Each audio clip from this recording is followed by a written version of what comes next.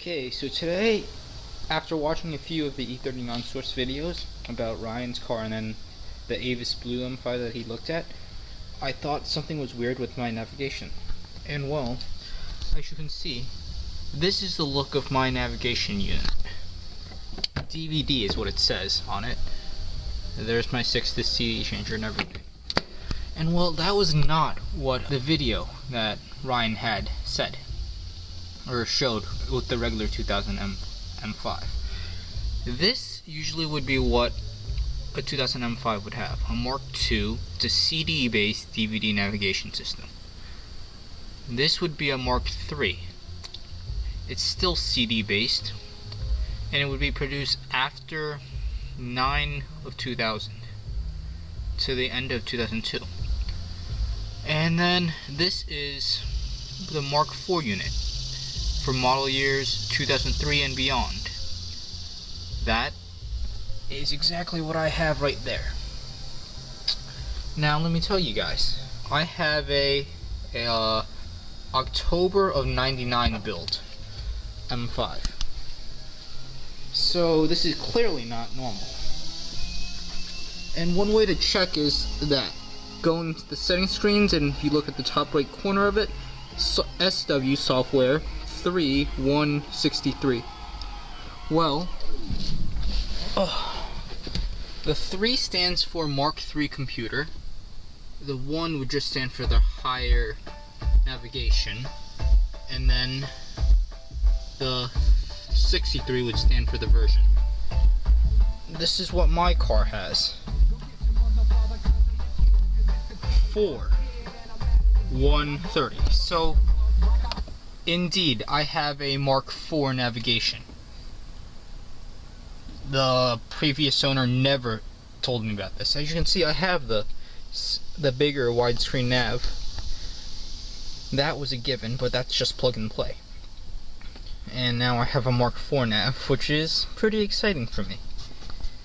And then if you go back onto this website that I'm on, it's X Outpost. It's an X5 forum, but it's really helpful with the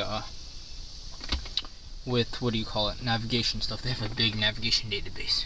You can see, well, not so much with this camera. Maybe if I zoom in, it's gonna focus, but it doesn't look like it. A 4-1/30 is version 23, released in March of '04. It's one of the early Mark IV units, and while the latest unit is actually version 32, which is right here. I got the BMW TIS out. So now I'm gonna just try and see if I can update this software version 32 into version 23 into version 32. Okay, so now I'm on my Windows computer right here and my Mac right there. I can't really figure out how to work my Mac yet. It's still pretty new to me, and I'm really familiar with this. Now look, on this website there is version 25, 29, 30, 32, and then a bunch of others. And then there's also, with version 32, night mode, camera alerts, and M logo. I think I'm gonna go for this one right here. It's a zip file, and what I have to do with this thing is that I'm gonna have to download it as such. I'm just trying to get back to the page right here. And what you do is take the file, then you burn it using image burn because it's an ISO file, and then you slap it onto your navigation, and hopefully it will update. So version 32 with the modifications burned, and now it's time to take this MacBook Air out again, and we will install it on my Mark IV navigation. Okay, so time for me to walk you guys through this. My steps are: go to the car, open the driver's door. Alright, so here we go. That's opened. Next would be to eject the DVD drive from the nav computer. Here's my map. It's a 2004 map.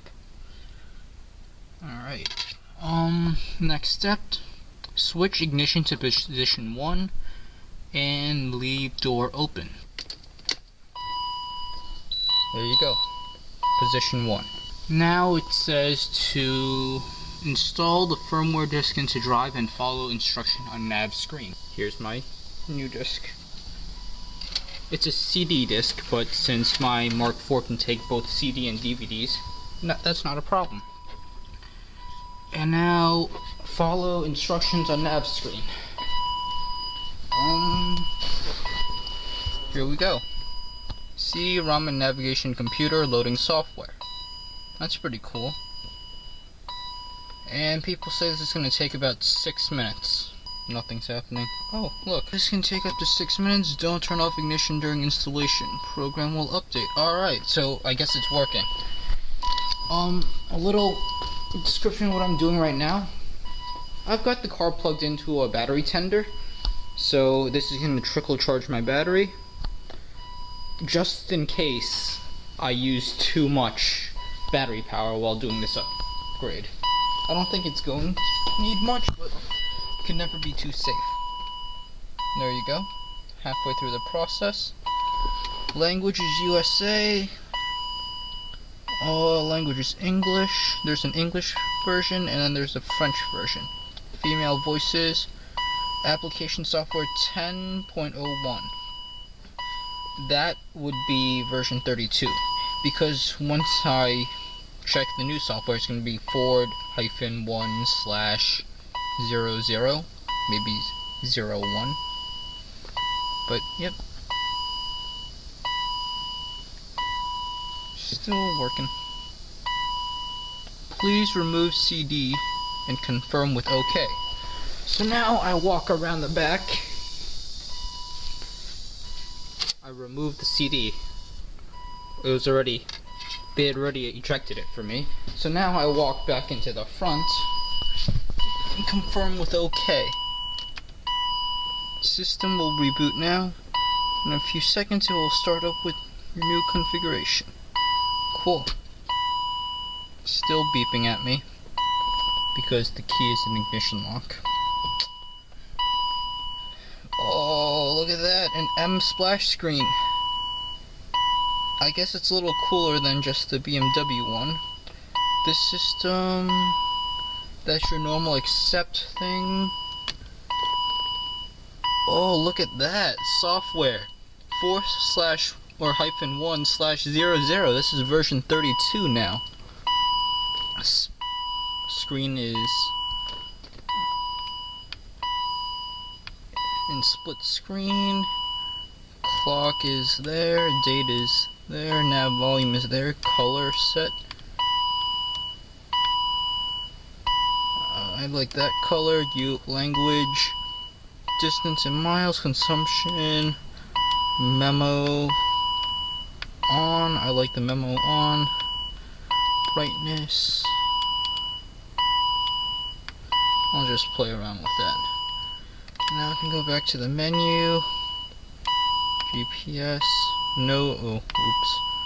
I'll do that later. Onboard computer. Pretty cool stuff. Menu again. DSP, whatever. Coding, emergency settings, monitor off, auxiliary ventilation. Alright, I'm gonna shut this off and insert the GPS CD again, and I'll play around with this car some more. Alright, so this is what my GPS looks like with the disc installed. As you can see, it's only a 2D view, and if I go into map positioning, I can either get pointing north, where the map is always pointing north wherever I go, or the travel direction, where the map would go with what my car travels. There's an Easter egg that BMW also put in, but it's in a secret menu. So you, as you can see, you have to go into your settings and then hold down your menu button. Now you just have to hold for a couple seconds until, well, once it loads, there you go. Service mode. Then you have to scroll all the way down to perspective. And then perspective mode would be like your 3D stuff. And now, I turned it on. Okay. Then I go back into GPS nav. It's the same thing so far. But if I go into there, click on map view, and I go to perspective, would you look at that? Technically it's a 3D map. Oops, that's a piece of dirt. Don't know how that got there. But yeah, now it's a 3D map of what I had before. Pretty cool. It's a nice little futuristic update. Still on a 2004 GPS map, so it's not the most detailed thing in the world, but thanks for watching this E39 source video. It's going to be one of my last few ones, since sadly I'm going to college and I will not be bringing this little car right here. I have one more autocross vid to upload, and that would be this weekend. And then I'm going to do one more video of my final storage of this car. Thanks for watching.